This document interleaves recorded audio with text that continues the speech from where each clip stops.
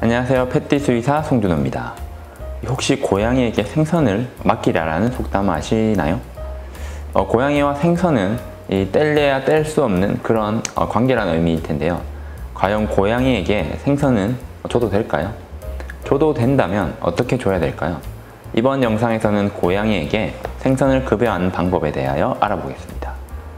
이 쥐와 치즈, 그리고 토끼와 당근처럼 고양이 하면 무의식적으로 생선을 생각하시는 분들이 적지 않습니다. 옛말에 고양이에게 생선을 맡기랴 라는 말이 있을 정도인데요.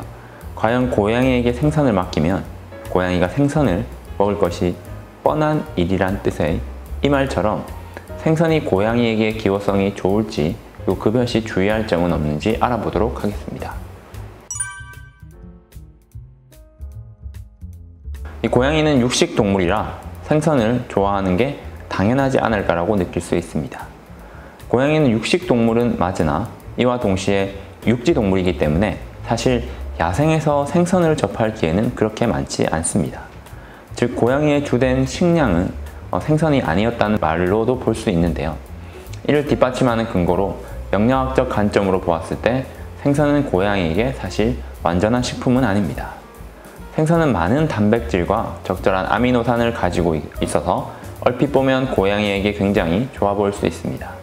하지만 상대적으로 미네랄이 부족하며 높은 인 함량으로 자칫하면 어떤 고인산 혈증이 올 수 있어서 주의해야 합니다. 특히 익히지 않은 날 생선의 경우 고래회충 등 여러 기생충의 감염원이 될 수 있으며 각종 세균이 번식하기 좋은 환경으로 이 잘못 섭취 시 복통을 유발할 수 있습니다. 또 날 생선에는 신경과 근육 활동에 중요한 비타민 B1, 다른 말로는 티아민을 분해하는 효소로 인해 어지럼증이나 공격성이 증가하는 증상이 나타날 수도 있습니다.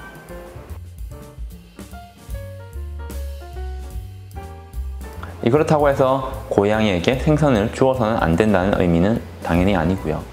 몇 가지 유의사항만 잘 지켜주신다면 충분히 좋은 에너지원으로 볼 수 있습니다. 생선을 급여할 때는 되도록 소금 간을 하지 않고 익혀서 주며 이때 생선뼈가 고양이의 식도나 위장을 상처 입힐 수 있으니 반드시 제거해 주시는 것이 좋습니다. 혹시나 생식급여가 반드시 필요할 때는 소금 간을 하지 않은 참치나 가다랑어 또는 살이 하얀 생선 위주로 주시고 등 푸른 생선은 기생충의 위험이 높으니 피해 주시는 것이 바람직합니다.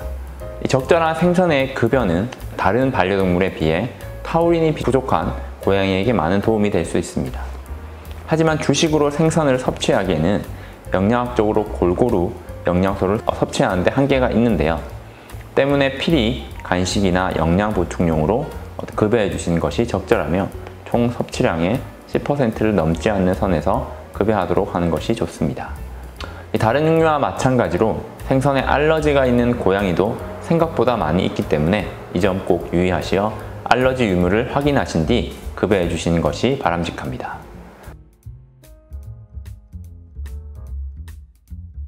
이상으로 고양이에게 생선을 주는 것이 좋을지에 대해 알아보았습니다. 오늘 영상이 고양이와 함께 하시는 보호자님께 생선급여에 대한 좋은 정보 전달이 되었으면 합니다. 영상 끝까지 시청해 주셔서 감사합니다.